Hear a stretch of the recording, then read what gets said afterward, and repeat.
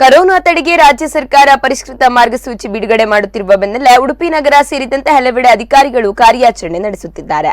ಆದರೆ ಉಡುಪಿ ತಾಲೂಕು ಪಂಚಾಯತ್ನಲ್ಲಿಯೇ ಜನ ಸಾಮಾಜಿಕ ಅಂತರ ಮರೆತು ಗುಂಪುಗೂಡಿರುವುದು ಟೀಕೆಗೆ ಕಾರಣವಾಗಿದೆ. ತಾಲೂಕು ಪಂಚಾಯತ್ ಮುಂದೆ ನಿಂತಿರುವ ಜನರು ಸಾಮಾಜಿಕ ಅಂತರ ಮರೆತು ಸರಿಯಾಗಿ ಮಾಸ್ಕ್ ಧರಿಸದೆ ಅಸಡ್ಡೆ ತೋರುತ್ತಿದ್ದಾರೆ.